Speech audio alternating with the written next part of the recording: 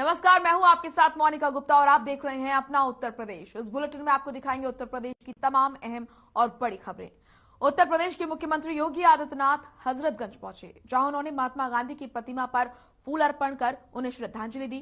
वहीं मुख्यमंत्री के साथ कानून मंत्री ब्रिजेश पाठक और इसी के साथ आपको बता दें कि मंत्री आशुतोष टंडन भी वहां पहुंचे। 2 मिनट का मौन धारण किया गया और गांधी जी को श्रद्धांजलि दी गई।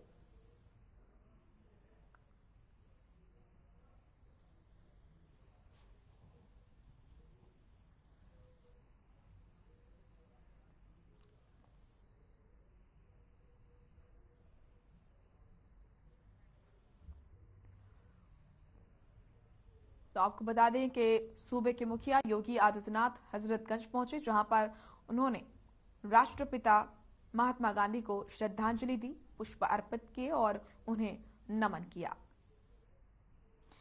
इसी के साथ 2 मिनट का मौन भी धारण किया गया। राष्ट्रपिता महात्मा गांधी के आदर्शों को याद करते हुए, उनके विचारों को याद करते हुए सीएम योगी आदित्यनाथ ने उनको श्रद्धांजलि दी। वहीं हाथरस पहुंचे बीजेपी प्रदेश अध्यक्ष स्वतंत्र देव सिंह। वहां बीजेपी कार्यकर्ताओं ने प्रतीक चिन्ह और फूल माला पहनाकर उनका स्वागत किया। साथ ही महात्मा गांधी की पुण्यतिथि के मौके पर बीजेपी प्रदेश अध्यक्ष ने दीप जलाकर महात्मा गांधी की प्रतिमा पर माल्यार्पण किया। बीजेपी प्रदेश अध्यक्ष ने इस मौके पर सपा पर जमकर निशाना साधा और कहा कि सपा के शासन में लोग पलायन करते थे, गुंडागर्दी चरम पर थी। सपा शासन में बिजली नहीं मिलने पर ट्रेन में बैठकर लोग नींद पूरी करते थे, रात को जागकर पंखा चलाते थे। वहीं तुलनात्मक तरीके से देखा जाए तो 2017 से शांति है, गुंडों का राज समाप्त हुआ है, 24 घंटे बिजली मिल रही है। साथ ही 2022 के चुनाव में 300 से ज्यादा सीटें जीतकर प्रदेश में दोबारा बीजेपी सरकार बनाएगी। महात्मा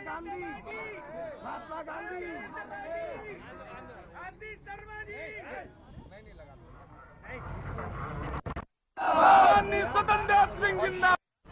उनसे पूछे 41 लाख मकान किसने दिया, 2.5 करोड़ लोगों को शौचालय किसने बनवाया, आज 24 घंटा लाइट बिजली आ रही है। क्योंकि सपा के शासन में लाइट आती थी हाथरस में, लोग ट्रेन में जब बैठते थे तब नींद पूरी करते, रात में तो पंखा चलाते थे, बिजली का तार पकड़ते थे तो करंट नहीं आता था, बिजली का बिल पकड़ते थे तो लोग करंट आता।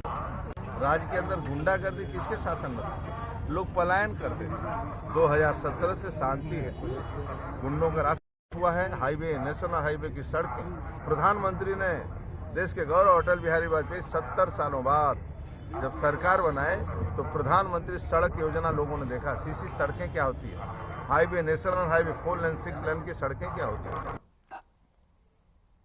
वहीं उत्तर प्रदेश विधानसभा चुनाव में जीत हासिल करने के बीजेपी के लिए कद्दावर नेता वेस्ट यूपी में डेरा जमा रहे हैं। ऐसे में बीजेपी के राष्ट्रीय अध्यक्ष जेपी नड्डा हाथरस पहुंचे। इस मौके पर बीजेपी के राष्ट्रीय अध्यक्ष जेपी नड्डा का बीजेपी कार्यकर्ता और पदाधिकारियों ने जोरदार स्वागत किया। इसके बाद जेपी नड्डा ने 78 विधानसभा हाथरस स्थित शहर के जामा मस्जिद चौराहे से चावड़ा गेट तक डोर टू डोर जनसंपर्क किया। इस मौके पर उन्होंने बीजेपी सरकार की उपलब्धियां बताई। इसके साथ ही उन्होंने हाथरस शहर के मतदाताओं से पार्टी के लिए डोर टू डोर कार्यक्रम के तहत वोट मांगे।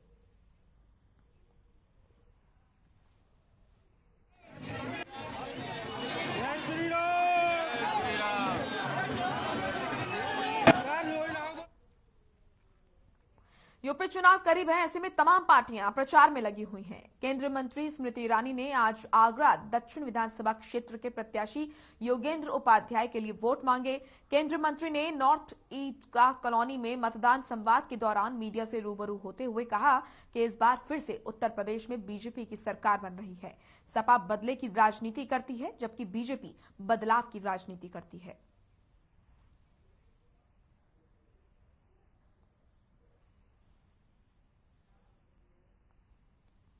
उत्तर प्रदेश में विधानसभा चुनाव के पहले चरण की गर्माहट तेज हो गई है, जिसके चलते मथुरा में भी केंद्रीय राजनेताओं का आवागमन शुरू हो गया है। वहीं मथुरा की सांसद हेमा मालिनी गोवर्धन विधानसभा क्षेत्र में प्रत्याशी ठाकुर मेघ श्याम सिंह के लिए चुनाव प्रचार करने गोवर्धन पहुंची, जहां उन्होंने यहाँ पर गिरिराज जी का दुग्ध अभिषेक और माल्यार्पण किया और पार्टी के जीत की कामना करते हुए चुनाव प्रचार की शुरुआत की।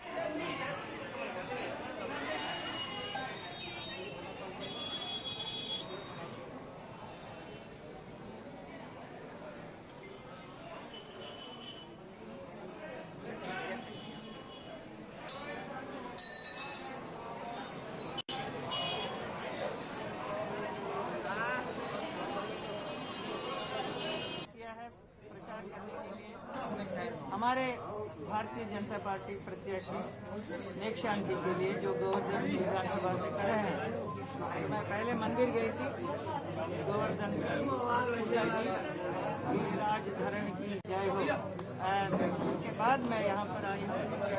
और वैसे रास्ते में भी कई लोग मिले, उनके साथ भी संपर्क किया और जो हम लोगों ने जो यहाँ पे पिछले 5 वर्ष में जितना काम किया हुआ है वो सब दिया पढ़ने के लिए। और अभी आगे थोड़ी देर जाएंगे 2-3 जगह मिलकर फिर अब खबर बिजनौर से है, जहां बीजेपी ने चुनाव जीतने के लिए एड़ी से चोटी का पूरा जोर लगा दिया। इसी कड़ी में अंतर्राष्ट्रीय महिला खिलाड़ी बीजेपी नेता बबीता फोगाट बिजनौर विधानसभा में पहुंची, जहां उनका जोरदार स्वागत किया गया। वहीं नुमाइश मैदान चौक पर चौधरी चरण सिंह की प्रतिमा पर उन्होंने फूलमाला का माल्यार्पण किया। साथ ही बबीता फोगाट ने अपने बयान में बताया कि जिले में फिर से कमल खिलेगा और मैं जनता से बीजेपी के पक्ष में वोट मांगने की अपील करना चाहती हूँ। महिला है तो महिला मोर्चा की तरफ से पार्टी है वो तो एक ही है। का प्रभारी बना और उत्तर प्रदेश का सह प्रभारी। तो आज युवा मोर्चा के साथ हमारे जो प्रत्याशी हैं उनके लिए कैंपेनिंग करेंगे और भारतीय जनता पार्टी का कमल का फूल यहाँ से फुला के लेके जाएंगे, तो लोगों के बीच में जाकर जनसंपर्क करेंगे। अच्छा, क्या डोर टू डोर कैंपेन करने का भी प्रोग्राम है? डोर टू डोर भी करेंगे, जनसभा भी करेंगे, जाके अपने क्षेत्र अपने समाज के जो लोग हैं उन लोगों से मुलाकात भी करेंगे और अपन एक निवेदन करेंगे कि जिन्होंने आपको सुरक्षा दी है, जिन्होंने आपके क्षेत्र का विकास कराया है और जो आपके क्षेत्र का विकास कर सकते हैं, आपके देश का विकास कर सकते हैं, ऐसे भारतीय जनता पार्टी का वोट दीजिए, ये अपील। जैसे जैसे यूपी विधानसभा चुनाव नजदीक आ रहे हैं, वैसे वैसे सभी पार्टी के प्रत्याशी भी चुनाव प्रचार में लग गए हैं। वहीं लोकदल ने शिवपाल यादव को समर्थन दिया है। आपको बता दें कि जसवंत नगर सीट से शिवपाल यादव सपा प्रसपा के गठबंधन के प्रत्याशी हैं। इसी के साथ आपको बता दें कि लोकदल ने 14 प्रत्याशियों की सूची भी जारी की है।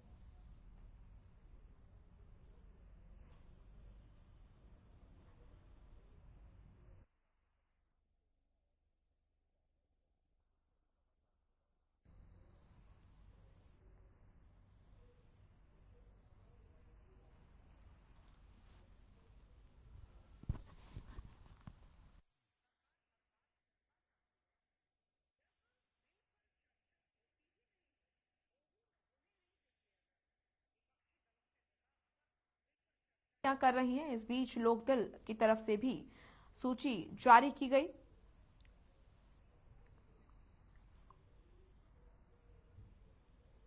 वहीं यूपी के पूर्व मुख्यमंत्री अखिलेश यादव ने ट्वीट कर बीजेपी पर निशाना साधा। अखिलेश यादव ने ट्वीट कर बीजेपी के उम्मीदवारों को लेकर निशाना साधते हुए कहा कि बाबा जी की ब्रेकिंग न्यूज, बीजेपी के आपराधिक छवि के प्रत्याशियों का शतक पूरा होने में बस एक की ही कमी है। अब तक आपराधिक छवि के 99 उम्मीदवारों को टिकट दे चुकी है। अखिलेश का बीजेपी पर ये तंज सामने आया। तो ये ट्वीट आप देख रहे हैं, अखिलेश यादव ने ट्वीट करते हुए बीजेपी पर निशाना साधा और कहा कि बीजेपी के आपराधिक छवि के प्रत्याशियों का शतक पूरा होने वाला है, बस एक की ही कमी है। अब तक आपराधिक छवि के 99 उम्मीदवारों को टिकट दे चुकी है बीजेपी। उत्तर प्रदेश में चुनाव की तारीखों के ऐलान के बाद नेताओं के दल बदलने का सिलसिला लगातार जारी है। हर पार्टी अपनी जीत के लिए हर वो पैंतरा अपना रही है जिससे उनकी सरकार सत्ता में आ सके। वहीं एक बड़े पैमाने पर सपा, बसपा और आरएलडी के लोग बीजेपी में शामिल हुए।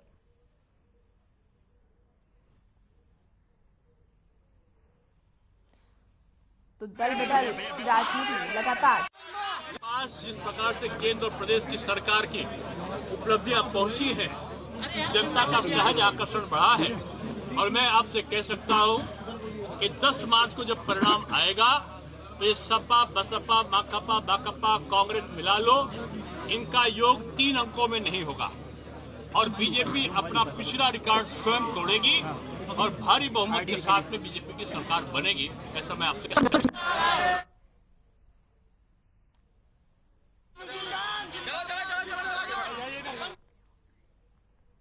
तो वहीं कांग्रेस ने रविवार को तीसरे, चौथे चरण से लेकर 7वें चरण तक के 61 प्रत्याशियों की सूची जारी कर दी है। इसमें 24 महिलाएं शामिल हैं। इससे पहले कांग्रेस 255 प्रत्याशियों की सूची जारी कर चुकी है और इनमें 103 महिलाएं शामिल हैं। इस सूची के बाद कुल मिलाकर 314 प्रत्याशियों की घोषणा हो चुकी है, जिसमें 127 महिलाएं हैं। कांग्रेस ने 40% टिकट महिलाओं को देने का ऐलान किया था। तो कांग्रेस ने एक और लिस्ट जारी की है। इस लिस्ट में 61 प्रत्याशियों के नाम शामिल हैं। महिलाओं को भी इस लिस्ट में शामिल किया गया है। प्रियंका गांधी ने कहा था कि 40% महिलाओं को टिकट कांग्रेस इस बार देगी, जो कि सूची में भी नजर आ रहा है।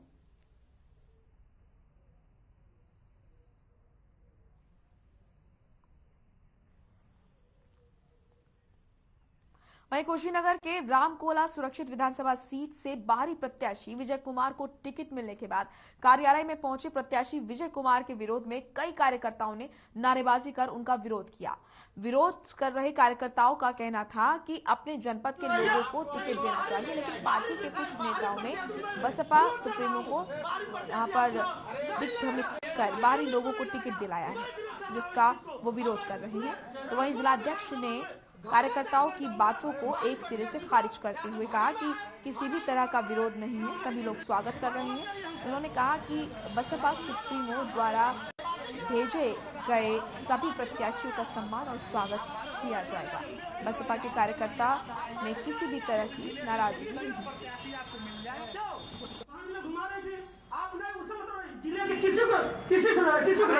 विरोध हो रहा है जो कोई विरोध नहीं है माननीय। सबसे पहले मीडिया बंधु आप लोगों को धन्यवाद दूंगा। आज बहुजन समाज पार्टी की राष्ट्रीय अध्यक्षा परम आदरणीय सुश्री बहन मायावती जी के निर्देश के क्रम में रामकोला सुरक्षित 335 से आदरणीय विजय कुमार साहब को प्रभारी प्रत्याशी घोषित किया गया है।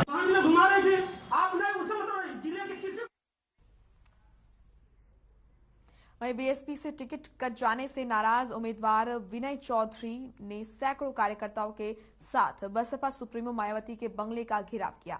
164 विधानसभा उन्नाव के मोहान सीट से उम्मीदवार विनय चौधरी का कहना है पहले सूची में उनका नाम शामिल किया गया था, लेकिन अब उन्हें हटाकर सपा से आए सेवालाल को मोहान सीट से उम्मीदवार बनाया गया है। तो वहीं विनय चौधरी के साथ आए उनके समर्थकों ने बसपा पर पैसे लेकर टिकट देने का आरोप लगाया। विनय चौधरी और उनके परिवार का कहना है कि अगर टिकट उन्हें नहीं दिया गया तो हम मायावती के बंगले के सामने आत्मदाह करेंगे।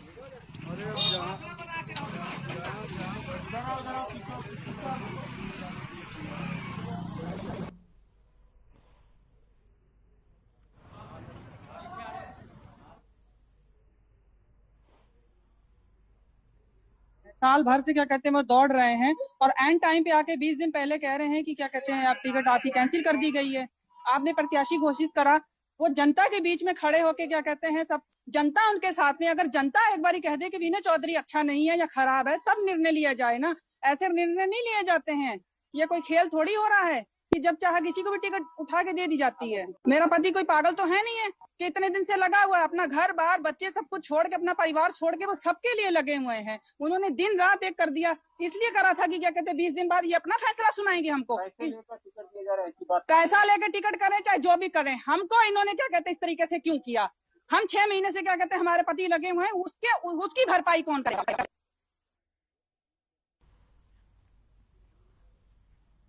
तो वहीं लखनऊ कार्यालय में निषाद पार्टी के प्रमुख डॉक्टर संजय निषाद मीडिया से रूबरू हुए। संजय निषाद ने कहा कि चुनाव की तैयारियां पूरी हो चुकी हैं, अब सिर्फ लिस्ट आने की देरी है। उनके कार्यकर्ताओं में उल्लास का माहौल देखा जा रहा है। कई आईडी चली जाती है तो लोग कहते हैं कि आपने उन्हें बुलाया, हमें छोड़ दिया, इसीलिए मैं वहाँ खड़े बाइट दे रहा था।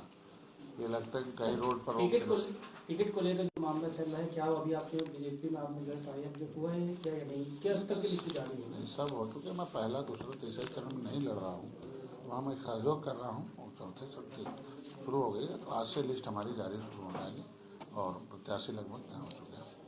सर, कार्यकर्ता आपके उछागर हैं, मतलब यही अभी तक लिस्ट न जाने होने की वजह से लोग सब बेबस बैठे हुए हैं। कैसे कार्यकर्ताओं कैसे मनाएंगे सर? कार्यकर्ता प्रत्याशी नहीं देखता, अपना सिंबल देखता है, अपनी पार्टी देखता है। कोई भी पदाधिकारी, कोई भी प्रत्याशी आ जाए, कार्यकर्ता असली में उन्हें ट्रेंड है, वो पॉलिटिकली ट्रेंड लोग हैं। भारतीय जनता पार्टी के लोग कमल देखते हैं, हमारे लोग भोजन में थाली। वहीं यूपी चुनाव के लिए नामांकन की प्रक्रिया जारी है। वहीं कांग्रेस की उम्मीदवार अकबरी बेगम सहित 6 के नामांकन पत्र कैंसिल हो गए। इसके साथ ही 4 निर्दलीय और 1 शिवसेना के उम्मीदवार का भी पर्चा कैंसिल हो गया। बताया जा रहा है कि कांग्रेस पार्टी ने उन्हें जो सिंबल दिया था उस पर प्रदेश अध्यक्ष के हस्ताक्षर ही नहीं थे, इसी वजह से नामांकन रद्द हुआ है। वहीं नामांकन पत्र कैंसिल होने से कांग्रेस प्रत्याशी के समर्थकों में निराशा है। कहाँ से आई हैं आप? बालावा विधानसभा जो हरदोई के लोग हैं, मैं उनका नाम बताना चाहती हूँ। विक्रम पांडे जी हैं और इन्होंने 2-3 लोगों को 10 दिन हुआ है तो ज्वाइन करा। हर विधानसभा से 1 लोगों को ज्वाइन कराया और हमारे यहाँ जितने संगठन के लोग थे उनके खिलाफ वालों को सबको ज्वाइन करा के और टिकट दिलाया है। ये लोग सब टिकट वहाँ के पैसे लेके और सबको और टिकट दिला रहे हैं। और वहाँ पे बालावा विधानसभा में जिसको टिकट दिया गया है वो इसका है क्या नाम, धोबी कास्ट का है। तो धोबी कास्ट का वहाँ सुरेंद्र कालिया जी हैं जो धोबी कास्ट के हैं। वहाँ पासी समाज है, पासी समाज करीब 70% है वहाँ का बालावा विधानसभा में। तो सर वहाँ पे जो भी विधायक सांसद रहे हैं तो आज तक पासी ही समाज के। चलिए आप खबर लखनऊ से, जहां एक इंजीनियर ने डीजीपी को चिट्ठी लिखकर अपनी पत्नी को वापस लाने की गुहार लगाई है। दरअसल इंजीनियर का कहना है कि उसकी पत्नी एक आशिक मिजाज दरोगा के चंगुल में है। पहले दरोगा ने एक शिकायत की जांच के बहाने पत्नी से मेलजोल बढ़ाया, फिर उसके साथ संबंध बनाए। वहीं 26 जनवरी को आपत्तिजनक हालत में देखा तो दरोगा ने झूठे केस में फंसाने और हत्या करवाने की धमकी दे डाली। वहीं चिन्हट इंस्पेक्टर घनश्याम तिवारी का कहना है कि इंजीनियर ने उच्च अधिकारियों को प्रार्थना पत्र दिया है, जिसके बाद इस मामले की जांच की जा रही है।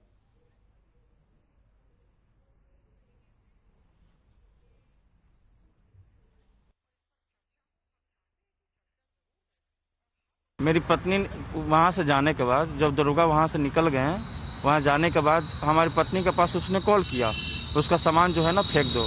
तो हमारी पत्नी ने हमारा जो सामान था, जो कपड़े रहते थे, वो बाहर फेंक दिए।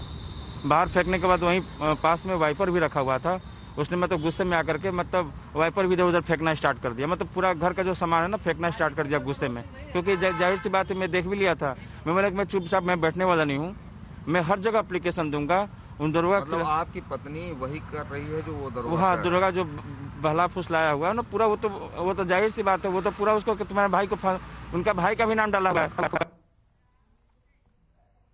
तो ये बलिया के शहर कोतवाली क्षेत्र के इजरतगंज में 2 पक्षों के बीच जमीनी विवाद हुआ, जिसमें बीच बचाव करने पहुंची बलिया पुलिस को मोहल्ले के लोगों ने वर्दी पकड़कर थप्पड़ मारा। इतना ही नहीं, महिलाओं ने भी लाठी लेकर पुलिस के साथ तीखी नोकझोंक की। पीड़ित पक्ष का आरोप है कि न्यायालय में मामला होने के बावजूद भी पुलिस कब्जा करा रही थी। पुलिस के साथ हाथापाई का ये वीडियो सोशल मीडिया पर तेजी से वायरल हो रहा है। तो ये वीडियो आप देख रहे हैं जिसमें पुलिस के साथ हाथापाई की गई और महिलाएं भी नोकझोंक करती हुई नजर आ रही हैं। थाना टूंडला क्षेत्र के एफएच कॉलेज के सामने चेकपोस्ट पर चेकिंग के दौरान राजस्थान नंबर की टैक्सी कार से लगभग 4 लाख रुपए बरामद हुए। आपको बता दें कि चुनाव आचार संहिता के चलते बॉर्डर चेक पोस्ट पर चेकिंग के दौरान 4 लाख बरामद हुए हैं। तो कारोबारी ने बताया कि ये पैसे आज ही बैंक से निकाले हैं। व्यय अधिकारी ने कहा कि ट्रेजरी में रुपयों को जमा किया जाएगा, साक्ष्य दिखाने के बाद पैसा वापस दे दिया जाएगा।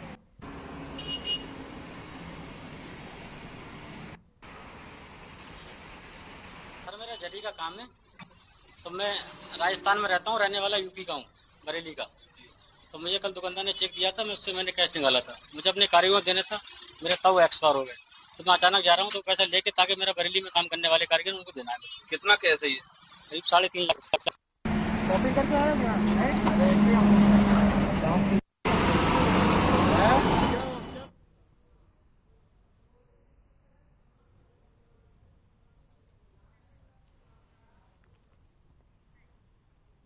तो वहीं सीतापुर बॉर्डर पर एक कार से करीब 18 लाख रुपए मिले। फ्लाइंग स्क्वाड की टीम ने मजिस्ट्रेट की अगुवाई में बॉर्डर पर चेकिंग के दौरान कार से रुपए बरामद किए। आपको बता दें कि शुगर इंडस्ट्री के व्यापारी बैंक से पैसा लेकर वापस जा रहे थे, तभी आयकर विभाग की टीम ने छापेमारी कर पैसों की जांच पड़ताल शुरू की।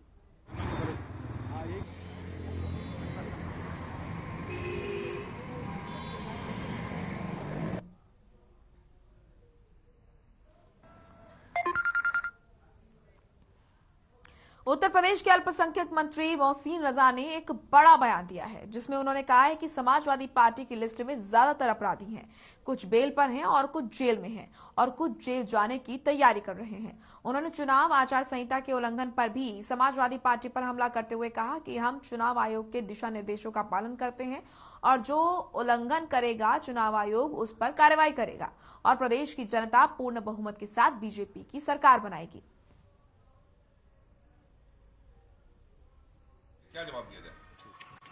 सवाल करेंगे प्रियंका। देखिए, टिकट वितरण की आप बात देखें तो टिकट वितरण में आज भी समाजवादी पार्टी अपराधियों को टिकट दे रही है। उसका प्रमाण यह है कि कुछ जेल में हैं और कुछ बेल पर हैं, और जिनको अभी टिकट दिए गए थे उनको भी कानून के तहत जेल भेजने का काम किया है कानून ने। तो ये माना जा रहा है कि वो अभी भी अपराधियों पर ही बेस्ड है। उनकी पूरी सियासत समाजवादी पार्टी की, अखिलेश यादव जी की, वो अपराधियों पर बेस्ड है। तो इसलिए अब इस पे मुझे लगता है कि प्रदेश की जनता पूरी तरीके से तैयार बैठी है कि 22 में प्रचंड बहुमत भारतीय जनता पार्टी को देनी है और इन अपराधियों को पूरी तरीके से समाप्त करना है उत्तर प्रदेश में। सवाल करेंगे प्रियंका। देखिए,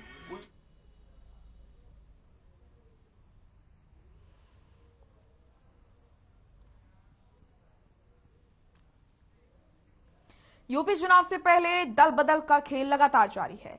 इस दल बदल के खेल के बीच अब सपा को बड़ा झटका लगा है। दरअसल पूर्व राज्य मंत्री सुरेंद्र विक्रम सिंह उर्फ पंजाबी सिंह ने सपा से इस्तीफा दे दिया और कांग्रेस में शामिल हो गए। वहीं कांग्रेस ने सुरेंद्र विक्रम सिंह को हरचंदपुर विधानसभा प्रत्याशी बनाया है।